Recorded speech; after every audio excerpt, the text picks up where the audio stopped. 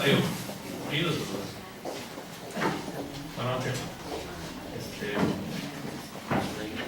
¿Me ayudas con esto? Sí, nomás una cada uno. No, nomás una.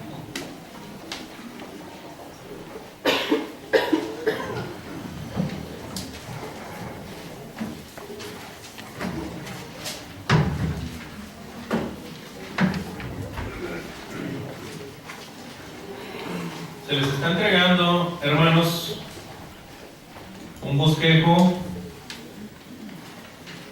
de un tema que empezamos la semana pasada. El tema es la era cristiana. Y si bien no estamos platicando o mencionando muchos eventos que suceden en esta era, estamos mencionando las cuestiones más trascendentales e importantes en esta era cristiana. Y tiene que ver precisamente con las bendiciones que tenemos precisamente nosotros como cristianos. Este estudio particularmente es tomado de la carta a los Gálatas. Si usted se da la tarea de estudiar esta carta a los Gálatas, usted va a encontrar las tres eras ahí. Y va a encontrar las tres eras explicadas por el apóstol Pablo desde una perspectiva o desde la posición ventajosa del Evangelio. ¿Sí? Cómo es la era patriarcal vista desde Pablo, cómo es la era mosaica vista desde el Evangelio, desde la era cristiana y la era cristiana como tal. ¿Sí?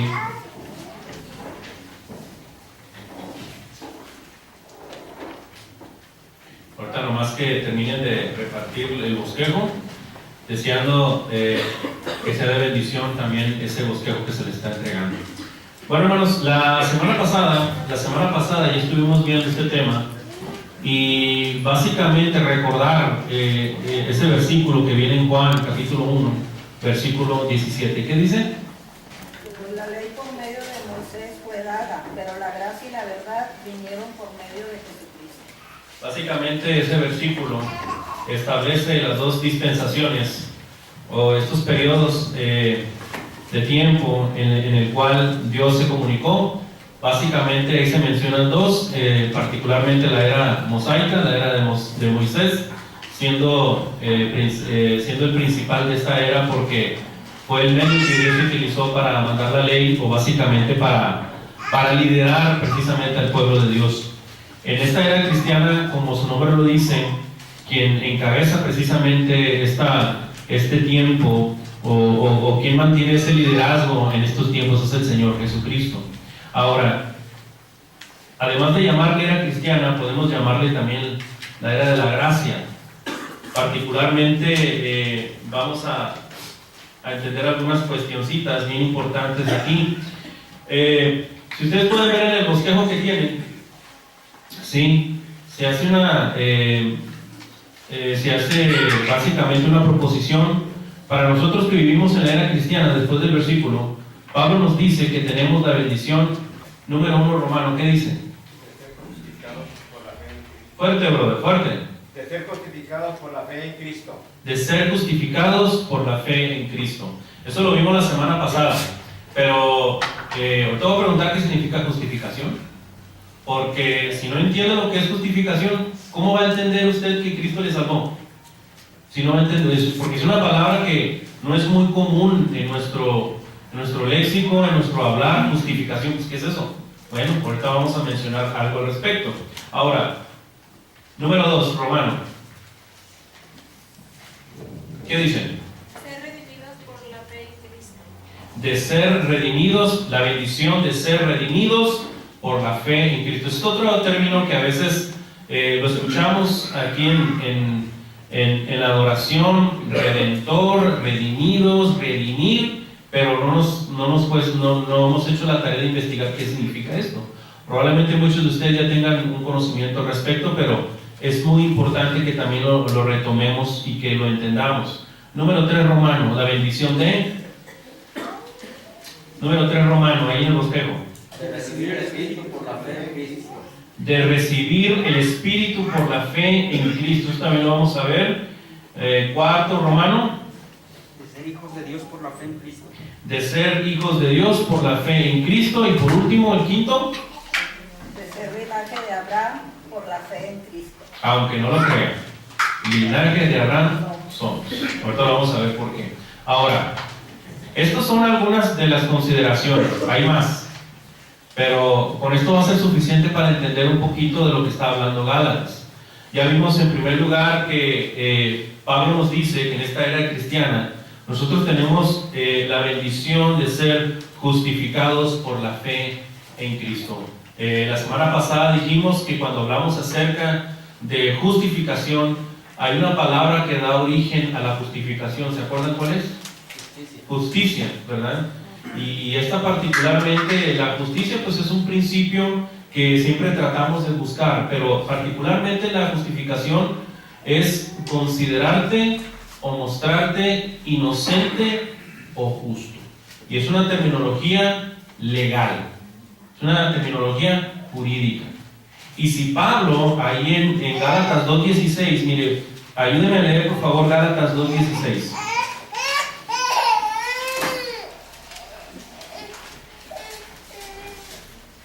Perdón.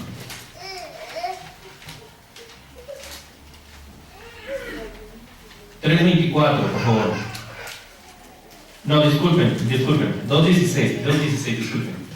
Sabiendo que el hombre no es justificado por las obras de la ley, sino por la fe de Jesucristo.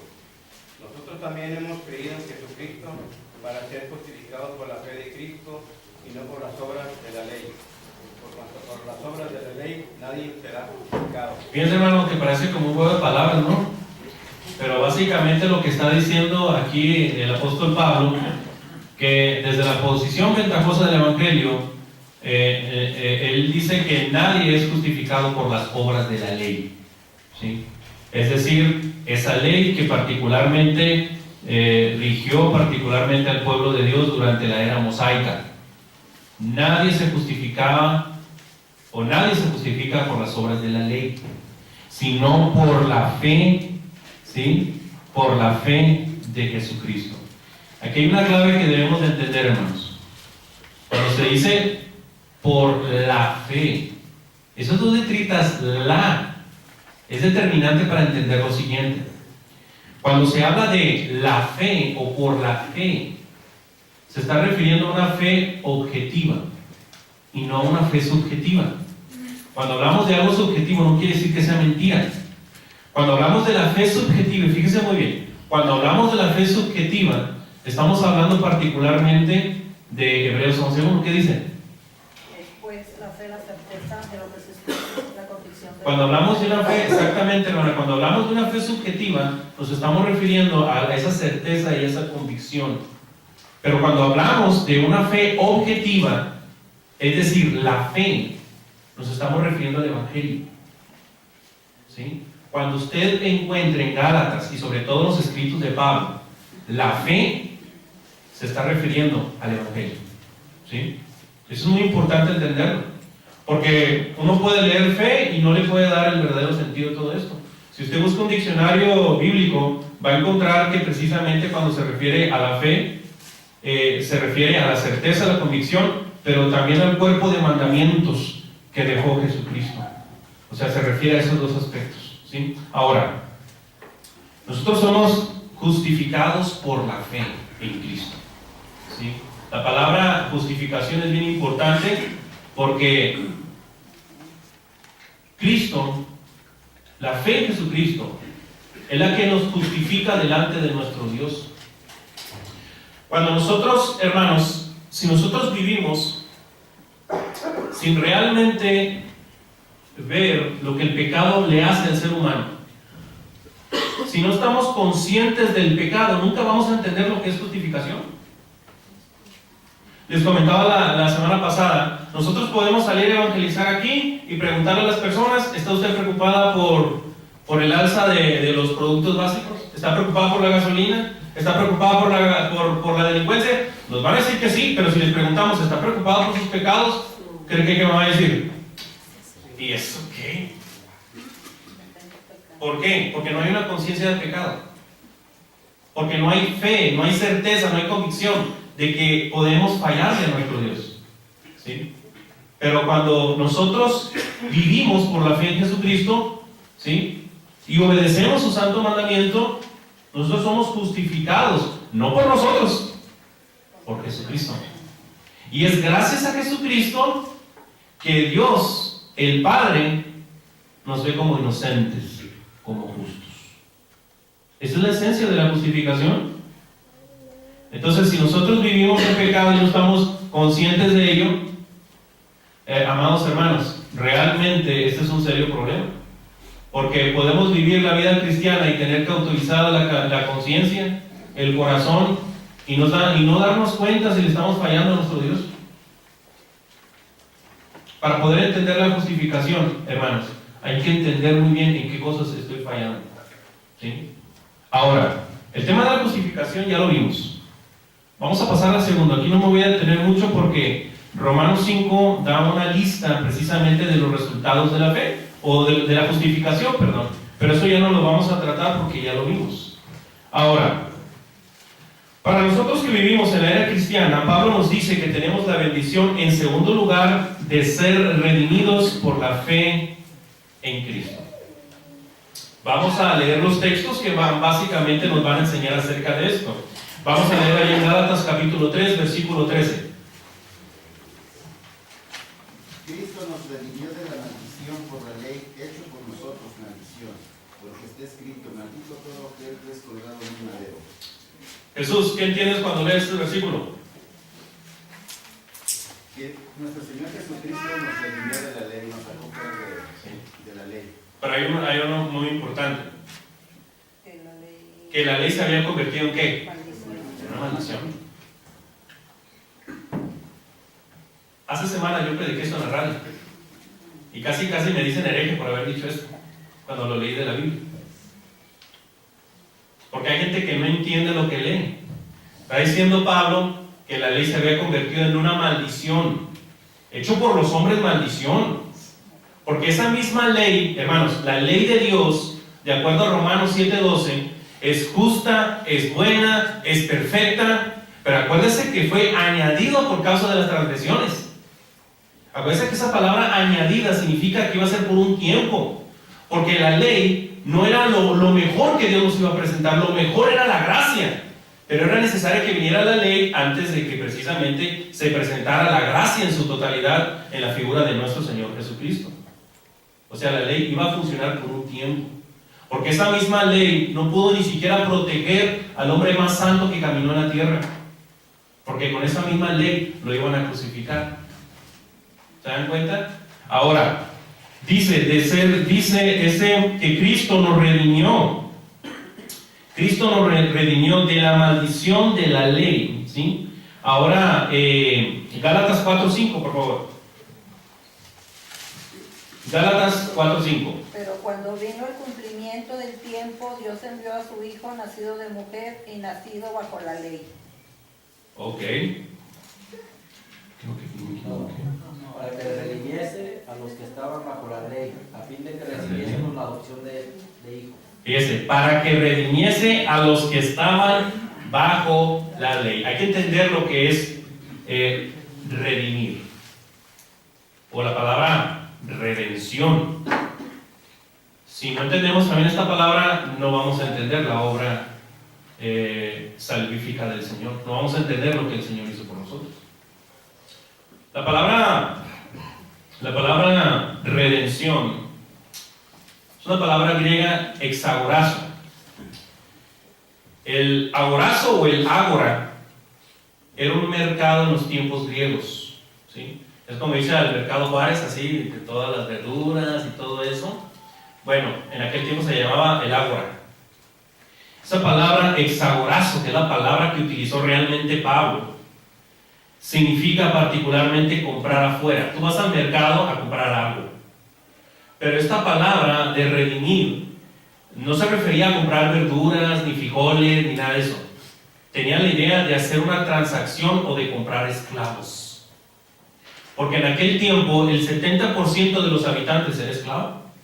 No había democracia. Era pura monarquía. El más fuerte se comía al más chico. Entonces, el 70% de los habitantes de aquel tiempo eran esclavos.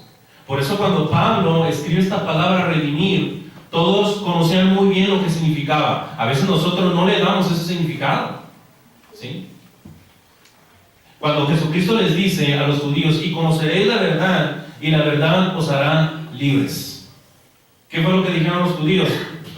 Si nunca hemos sido esclavos de nadie, dicen. Hasta mentirosos salieron, porque ya habían sido esclavos de egipcios, habían sido esclavos ¿de quién más? De babilonios. En ese momento era de romanos. Aunque no de manera directa, pero sí de manera indirecta. Entonces, ¿y qué les dice Jesucristo? Bueno, pero lo que yo te estoy diciendo es que todo aquel que comete pecado, esclavo es del pecado. La palabra redimir quiere decir comprar un esclavo, era una transacción que se hacía. ¿Qué se relaciona esto con nuestra vida? Que cuando nosotros vivíamos en el pecado, estábamos precisamente en el mercado del pecado, exhibidos nosotros. Por eso les digo, si no hay conciencia del pecado, difícilmente vamos a entender el tema de la justificación y el tema de la redención. ¿Qué fue lo que hizo el Señor? Él nos compró de este mercado de esclavos. Y no fue con dinero, no fue con plata, no fue con dólares, fue con su sangre. Ese fue el intercambio, la moneda de cambio fue su sangre. Y gracias a esa sangre, nosotros somos redimidos. Fuimos sacados de ese mercado de esclavos y obtuvimos la libertad. No sé si usted se siente libre. No sé si usted se siente así libre. No sé si usted esté consciente de la obra redentora que hizo el Señor. Por eso a Jesucristo se le llama nuestro Redentor, porque Él nos sacó de esa situación de esclavitud del pecado. Por eso es ilógico del cristiano que una vez bautizado quiere regresar a esas antiguas acciones o a esos antiguos hábitos. Porque hay personas, hermanos, hay que decir las cosas como son, les encanta el pecado, les encanta vivir así, les encanta vivir mal, y así hay muchos cristianos, ¿o no? Hay un hermano que nos contaba, estaba estudiando con una joven, yo creo que ya se los he contado anteriormente. Estudiaba con una joven y eran los tiempos cuando andaban los malos aquí en Monterrey, entre 2010 y 2012. En ese tiempo yo no vivía aquí en Monterrey. Y el hermano le empezó a dar estudio, la joven entendió muy bien todo y le dice, hermano, yo sí entiendo todo lo que, está muy bonito lo que usted enseña, pero qué rico sabe el pecado, qué rico sabe el pecado. El hermano supo, bueno, aquí yo creo que ya se acabó el estudio. Pasó ese tiempo de los malos, 2 años, 3 años después, se topa la muchacha, ¿sí? Y en ese tiempo, como en el 2016, la muchacha le contó que había levantado a su hermano y a su entonces esposo y los desaparecieron. Porque el hermano tenía un taller que le modificaba les modificaba carros a los malos. Y un grupo contrincante los agarra, los levantan y los desaparece. En ese momento ya trae otra pareja y la pareja le abandonó y traía cargando un bebé. Y es cuando uno se pregunta, ¿realmente el pecado sabe tan bueno? ¿Realmente? Lo que pasa es que confundimos el placer precisamente con la auténtica felicidad que solamente el Señor da, ¿sí? De ser liberados, de tener una libertad que solamente el Señor da, de ser redimidos por su sangre. Pero si no entendemos realmente el tema del pecado, difícilmente vamos a entender este concepto.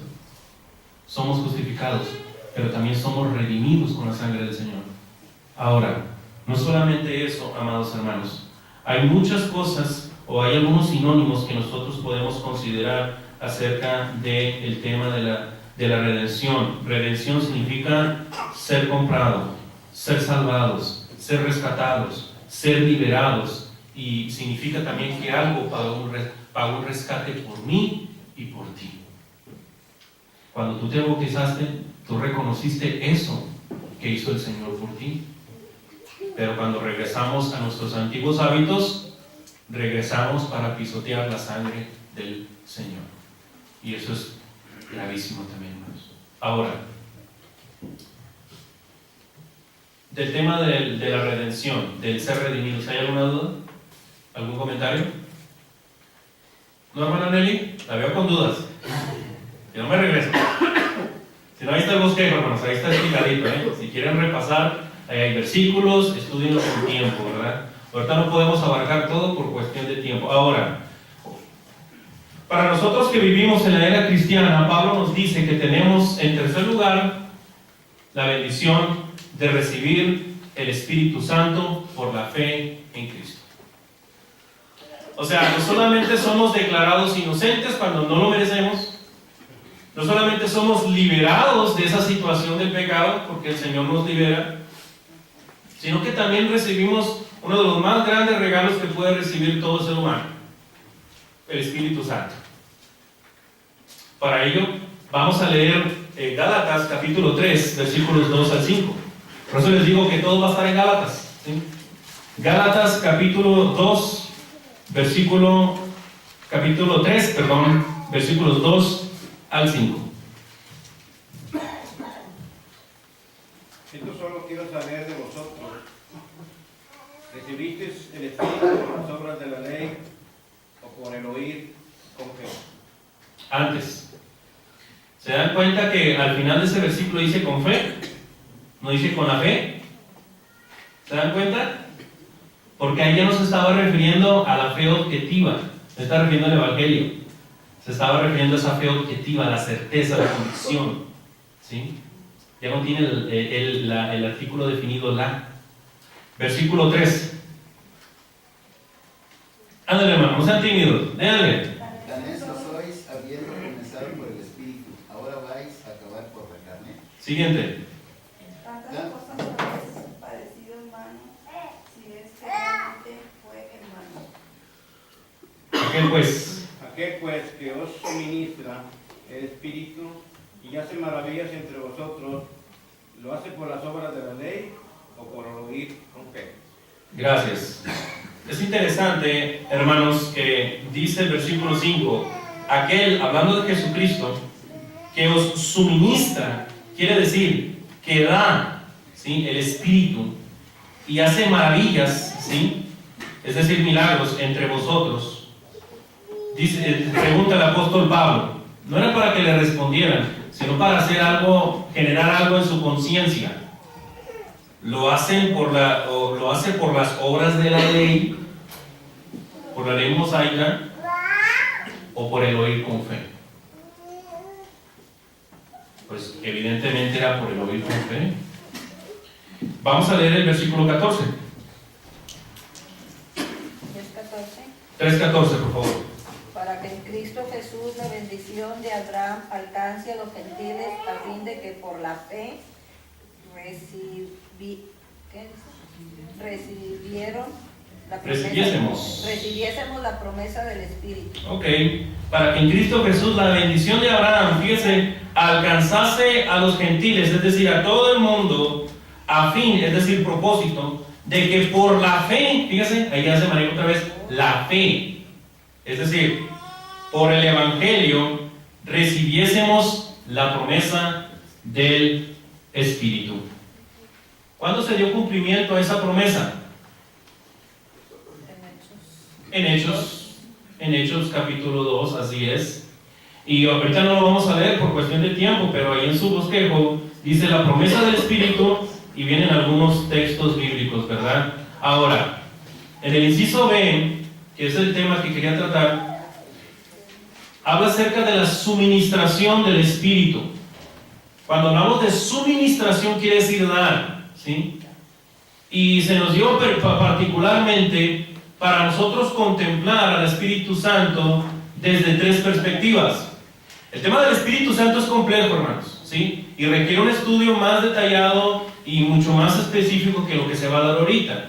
Pero básicamente para entender las bendiciones que nosotros tenemos como cristianos en esta era cristiana, como receptores del Espíritu Santo, porque la palabra de Dios así lo dice.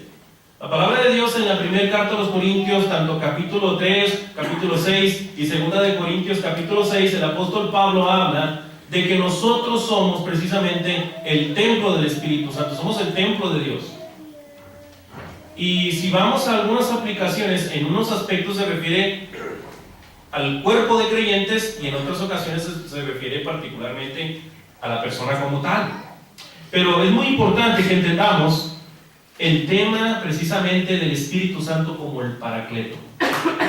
Yo sé que se escucha raro esa palabra, Paracleto, pero es una palabra fundamental para entender lo que el Espíritu Santo hace. Vamos allá a Juan. Mire, vamos allá a Juan, capítulo 14, versículo 16. Para entender al Espíritu Santo hay que entender el concepto que usa el maestro del Consolador. Vamos a leer ahí en Juan capítulo 14, versículo 16. Y yo rogaré al Padre y os dará otro Consolador para que esté con vosotros para siempre. Fíjese, dice, palabras del Señor, y yo rogaré al Padre y os dará otro. Dice que esa palabra es interesante. La palabra griega alos, que significa otro de la misma clase, alguien igual que yo. ¿Sí? Consolador, otro consolador, el Paracleto, llamado al lado de uno, es decir, en ayuda de alguien. Es alguien que va a estar constantemente ayudando, es alguien que particularmente va a estar ahí consolando, enseñando, dando el testimonio y acompañando. Ahora, aquí viene algo bien interesante. Si el Espíritu Santo, de acuerdo a lo que dice Hechos 2:38, dice, arrepentíos y bautícese cada uno de vosotros en el nombre de Jesucristo. ¿Para qué? Para el perdón de los pecados y recibiréis el don del Espíritu Santo. Cuando la palabra de Dios habla acerca del Espíritu Santo guiándonos y obrando en nosotros, ¿de qué manera lo hace? ¿De una manera mística? ¿Cómo? ¿Cómo creen, hermanos? ¿Cómo nos guía? ¿Cómo obra en nosotros? Por la palabra. Hay mucho que decir en este tema, hermanos, pero básicamente lo más importante de todo esto es que no solamente la función del Espíritu Santo es ser el Paracleto, sino también ser las arras de nuestra herencia. ¿Sí? Vamos a leer ahí en Efesios capítulo 1, versículo 13.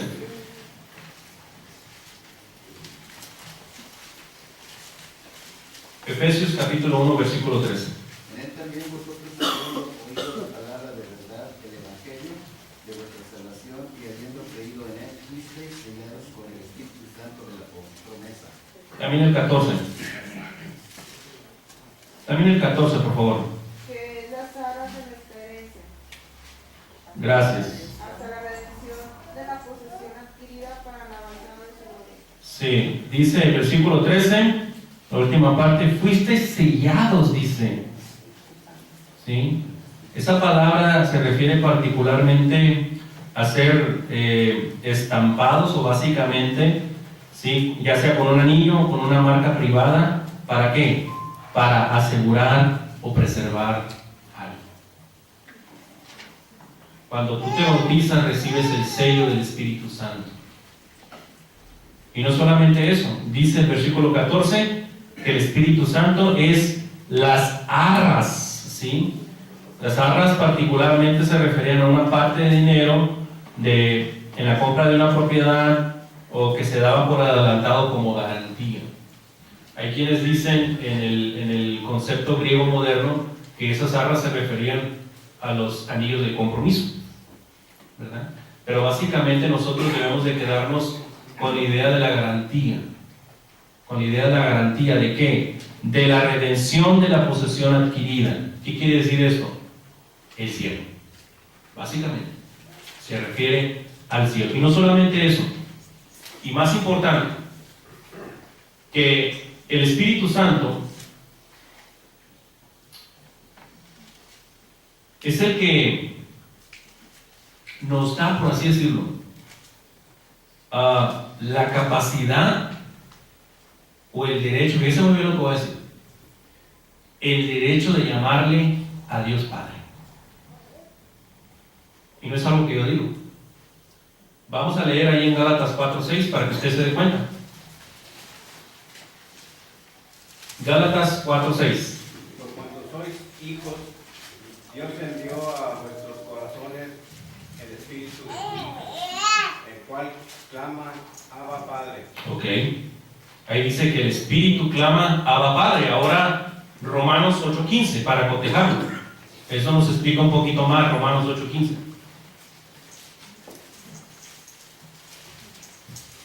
Pues no habéis recibido el espíritu de esclavitud para estar otra vez en temor, sino habéis recibido el espíritu de adopción, por el cual clamamos, Abba Padre. ¿Se dan cuenta? Por el cual clamamos, Abba Padre. Esa palabra, Abba Padre, es un término que utilizaban los niños para dirigirse a su padre de manera cariñosa y amorosa. Es una terminología aramea, que quiere decir papito, padre mío, por así decirlo. Un término cariñoso. ¿Cómo le diría usted a su papá? ¿Con qué expresión cariñosa? Bueno, ese espíritu que recibimos en el bautismo, fíjese muy bien, básicamente es el que nos da el derecho de poder llamarle a Dios Padre. ¿Cuánta gente en el mundo vive pensando y se dirige a Dios Padre? Cuando aquí la palabra de Dios nos enseña otra cosa, que es el Espíritu el que te da esa capacidad, te da ese derecho, ¿verdad? Pareciera extraño lo que digo, pero es lo que enseña la palabra de Dios. Es lo que enseña la palabra de Dios. ¿Sí? Ahora, este es uno de los beneficios que se encuentran precisamente en la era cristiana. Somos justificados, somos redimidos, recibimos el Espíritu Santo, ¿verdad? Y ese Espíritu Santo sirve o es el paracleto, es las arras de nuestra herencia, pero sobre todo ese Espíritu Santo nos ayuda o nos da el derecho de llamarle a Dios Padre. Y no solamente eso, amados hermanos. El Espíritu Santo hace una obra tremenda en el cristiano, un trabajo de crecimiento, un trabajo de solidez espiritual, y eso se encuentra en Gálatas 5. Vamos a ir a Gálatas 5, por favor.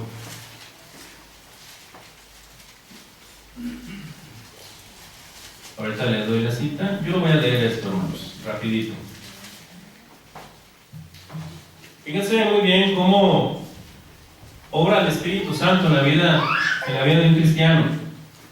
Versículo 16 en adelante. Digo pues, andad en el Espíritu, ¿sí? Y no satisfagáis los deseos de la carne, porque el deseo de la carne es contra el Espíritu y el Espíritu en contra de la carne, y estos se oponen entre sí, para que no hagáis lo que quisierais. Pero si sois guiados por el Espíritu, no estáis bajo ley. ¿Sí? ¿De qué manera nos guía el Espíritu Santo? ¿De manera mística o a través de la palabra de Dios? A través de la palabra. ¿Sí?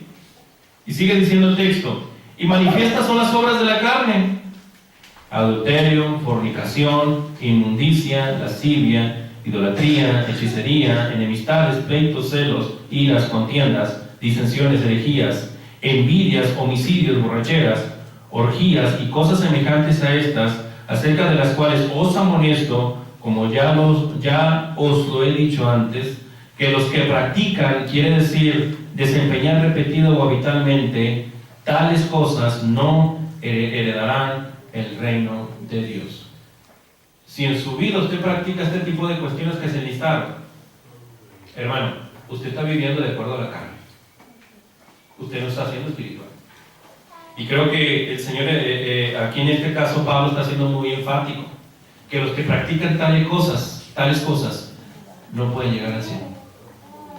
Así que si tú practicas cualquiera de estas cosas, no te engañes, porque podemos precisamente, amados hermanos, pensar tener la salvación, cuando en realidad nunca nos dimos cuenta en realmente deshacernos de estas cosas de nuestra vida. No estamos viviendo en el Espíritu y estamos viviendo basados en la carne. Sigue diciendo el texto, versículo 22. Mas el fruto del Espíritu es amor, gozo, paz, paciencia, benignidad, bondad, fe, mansedumbre, templanza. Contra tales cosas no hay ley. Hermanos, es evidente que el hermano que ha trabajado en su espíritu y ese hermano que realmente es espiritual, él va a demostrar estas cualidades. Va a ser un hermano amoroso, va a ser un hermano gozoso, va a ser un hermano precisamente paciente. Es un hermano que siempre va a reflejar esta paz. Es un hermano que va a ser benigno, siempre va a pensar bien de los demás. Es un hermano bondadoso que le gusta ayudar a los demás. Es un hermano que tiene fe, un hermano que es manso, que es dócil, porque un cristiano no debe ser grosero, ni energúmeno. Es un hermano que domina y particularmente tiene templanza en aquellos deseos. Es un hermano que sabe decir no cuando tiene que decir no. Si usted no tiene estas cualidades cristianas, creo que hay mucho que hacer todavía. Ahora, otra bendición que tenemos como cristianos es el de ser hijos de Dios por la fe en Cristo. ¿Sí, hermanos? Otra bendición que tenemos es el de ser hijos por la fe en Cristo. Fíjese, lo dice ahí en Gálatas capítulo 3, versículo 26. Ayúdenme por favor a leer el versículo 26 y 27. Porque todos los que habían sido bautizados en Cristo, de Cristo estáis revestidos. 3:26, hermano. Pues todos sois hijos de Dios por la fe en Cristo Jesús. Porque todos los que habéis sido bautizados en Cristo, de Cristo estáis revestidos. Fíjese, este versículo lo aclara básicamente, ¿va? Dice, pues todos sois hijos de Dios por la fe en Cristo Jesús. Ahora, ¿qué podemos decir de esto? Bueno, la gente piensa, tiene una creencia popular, y es que todos somos hijos de Dios. La verdad es que todos somos criaturas de Dios, pero para ser hijo de Dios debemos nacer en la familia de Dios. ¿Cuál es la base para establecer eso? Vamos a leer Juan 1:11. Del 1 al 13, por favor. Un versículo cada quien. A lo suyo vino, y los suyos no le recibieron. 12. Mas a todos los que le recibieron, a los que creen en su nombre, les dio potestad de ser hechos hijos de Dios. 13. Los cuales no han pecado de sangre, ni de voluntad de carne, ni de voluntad de varón, sino de Dios. Gracias, hermano. Fíjense que en estos versículos, en este versículo 11, dice Juan, a lo suyo vino. Quiere decir que Cristo vino desde el cielo para obrar la redención del ser humano. No dice a los suyos, a los suyos vino con un propósito. Y dice, pero los suyos no le recibieron, es decir, que fue rechazado por los de su propia nación. Dice el versículo 12, mas todos los que le recibieron, esto quiere decir que Cristo fue aceptado por otros que no eran de su propia raza, ¿sí? Los que le recibieron, es decir, Cristo va a bendecir a este segundo grupo y los premia, ¿por qué? Dice el versículo 12, porque creen en su nombre. Y sigue diciendo el versículo 12, les dio potestad de ser hijos de Dios. Cristo les concedió la bendición de ser hijos de Dios. ¿Por qué? Porque recibieron al Señor Jesucristo. Aquí viene un tema interesante. ¿Qué significa recibir? ¿Hacer su voluntad? ¿Aceptarlo? Ok. Siempre es bien importante, hermanos. Probablemente, como discípulos de Cristo, una de las características que debemos de tener es estudiar la palabra de Dios. Y sabemos que Juan escribió en un idioma totalmente diferente al nuestro. Cuando él escribió estas palabras, particularmente Juan, escribió la palabra griega elabón, de un verbo griego lambano. Y esa palabra, hermanos, es fundamental para entender el hecho de recibir. Porque esa palabra lambano significa aprender. Por eso, en recibir se utiliza comúnmente otra palabra que es para lambano, recibir de otro. Y está hablando de predicación. Y aparte la palabra lambano se refiere y está relacionada con la idea de utilizar los sentidos para comprender lo que me están enseñando. Tú tienes que comprender, recibir lo que se está predicando. La persona oye, la persona cree, la persona, eso que se le enseñó, él va a buscar el arrepentimiento, va a confesar a Jesucristo y se va a bautizar. ¿Por qué? Porque esa es la manera en la cual uno recibe al Señor. Porque cuando yo veo y estudio Mateo, Marcos, Lucas y Juan, es lo que yo descubro. En la intersemana estamos viendo el tema de los bautismos que habla la Biblia. Y particularmente cada uno de los pasos, como mencionamos aquí, oír, creer, etc., se encuentran en la gran comisión que el Señor da. ¿Sí? Porque hay mucha gente que cree, por el hecho de no entender el tema de la fe, que solamente por fe, porque se enseña, tú nomás recibes al Señor Jesucristo. ¿Pero qué significa recibir? Es que nomás abre tu corazón y ya, vas a ser salvo. Espérame, el espíritu de la palabra original que utilizó Juan trae la idea de aprender, de ser enseñado. ¿Enseñar qué? La fe de Jesucristo. ¿Y cuál es la fe? El Evangelio. ¿Y qué es el Evangelio? La muerte, sepultura y resurrección de Jesucristo, de acuerdo a 1 Corintios 15, del 1 al 4. Y Romanos capítulo 6 me dice que cuando yo me bautizo, es la semejanza precisamente de la muerte, sepultura y resurrección de Jesucristo. Yo no sé por qué no entienden Marcos 16:16. El que creyera y fuera bautizado será salvo. O 1 Pedro 3:21. El bautismo que corresponde a esto ahora nos salva. No quitando las inmundicias de la carne. Es decir, no es un ritual. No quitando las inmundicias de la carne, sino como la aspiración de una buena conciencia ante Dios. Es la solicitud. Es la demanda. Es el requerimiento que le estamos pidiendo a Dios. Límpiame. Limpia mi alma, limpia mi corazón, limpia mi mente. ¿Cuántas cosas se enseñan, hermanos, a medias? ¿Y cuántas personas viven en este mundo creyendo en Jesucristo, pero no dieron ese gran paso en la salvación? ¿Por qué? Porque el diablo ha hecho su trabajo. No es lo que yo diga, lo que la palabra de Dios enseña. Si hay alguna duda al respecto, lo platicamos, pero con la palabra de Dios en mano. No basado en opiniones personales, ni las opiniones de un predicador o de algún hermano, lo que dice la palabra de Dios. Los que han estudiado conmigo en el evangelismo saben que yo siempre les daba un bosquejo o un documento o algo y les decía, chéquenlo en su casa, por favor, léanlo en su casa y chéquenlo con la Biblia, para que vean que lo que les estoy enseñando es la palabra de Dios. Yo no les estoy dando mis opiniones personales. Ahora, hermanos, precisamente, hermanos, dice el versículo 13, Cristo explica en qué sentido somos hijos de Dios.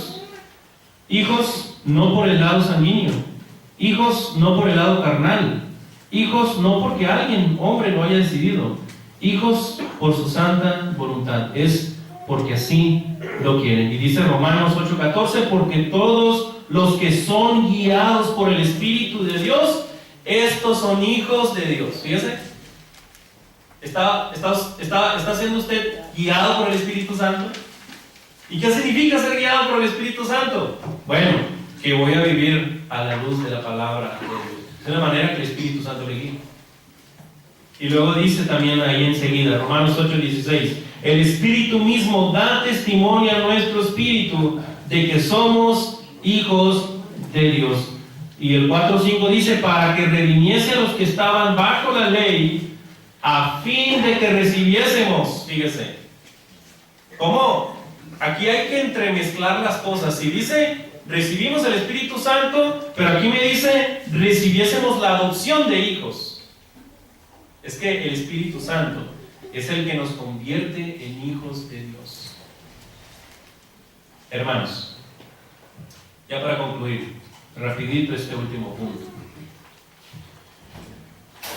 En esta era cristiana, nosotros tenemos la bendición, en quinto lugar, de ser linaje de Abraham por la fe en Cristo.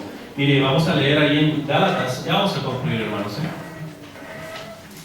Gálatas, capítulo 3, versículo 29. Gálatas 3, 29. Y si vosotros sois de Cristo, ciertamente linaje de Abraham sois, y herederos según la promesa. Vamos a repetir algunas cosas que ya dijimos. Los que son de la fe en Cristo Jesús, ¿qué bendiciones tienen los que son de este linaje de Abraham? Inciso A, tienen la bendición de ser hijos de Dios. Ahí está el texto. Cuando no venga la carta o el capítulo, me refiero que es Gálatas, porque este estudio está basado en Gálatas nomás, aunque mezclo algunas cosas. Entonces, cuando viene ahí, tienen la bendición de ser hijos de Dios, 3:26 se refiere a Gálatas. Se me olvidó ponerle ahí Gálatas.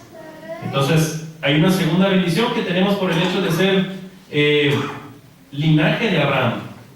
Y tiene que ver con la idea de la bendición de ser revestidos de Cristo. ¿Sí? Vamos a leer Gálatas 3:27.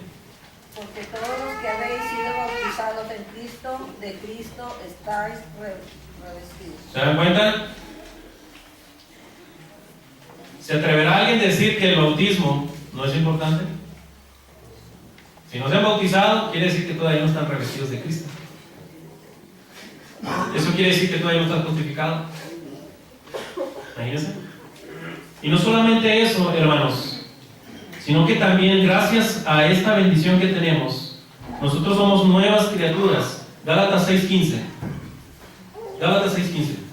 Porque en Cristo Jesús ni la circuncisión vale nada, ni la incircuncisión, sino nueva criatura. Nueva criatura. Nueva criatura. Cuando nosotros nos bautizamos, amados hermanos, venimos a ser una nueva criatura. ¿Qué fue lo que le dijo el Señor a Nicodemo? Que el que no naciere de agua y de qué? Del Espíritu, no puede ver el reino de Dios, no puede entrar al reino de Dios. Tienen que parirte de nuevo. Tienes que volver a nacer. Eso es lo que está diciendo el apóstol Pablo. Ahora, 2 Corintios 5:17 es un texto que ahí viene. De modo que si alguno está en Cristo, nueva criatura es. Las cosas viejas pasaron, y aquí todas las cosas son hechas nuevas. También tenemos la bendición de estar en el cuerpo del Señor y tenemos la bendición de ser herederos según la promesa. ¿Y cuál es esa bendición de ser herederos? Bueno, de pertenecer a la Jerusalén celestial. Nuestra ciudadanía está en el cielo. Por eso, nuestra mirada, nuestra mente, nuestros pensamientos deben de estar puestos en el cielo. Si usted está más preocupada por las cosas mundanas y de la tierra, bueno, probablemente para usted no sea importante la ciudadanía en los cielos. Yo sé, hermanos, y yo entiendo que tenemos familia, que tenemos trabajo, que tenemos escuela, pero el Señor dice en Mateo 6:33, mas buscad primeramente el reino de Dios y su justicia, y todas las demás cosas vendrán por añadidura. ¿Se da cuenta? No sé si usted se ha dado cuenta que dice, mas buscad primeramente. No está diciendo únicamente. Dice, busca primeramente. Dios está diciendo, ponme en primer lugar, y tus preocupaciones, tus afanes, te los voy a ir resolviendo de poco a poco. Te los voy a ir poniendo en el camino. Pero ¿qué dice Dios? Pero ponme a mí en primer lugar. ¿Sí? Bueno, hermanos, hemos visto este tema de la era cristiana. Aquí ya hemos concluido este tema. No sé si alguien tenga alguna pregunta, alguna duda. Y si no es así, al final platicamos, ¿verdad? Bueno, hermanos, que Dios les bendiga.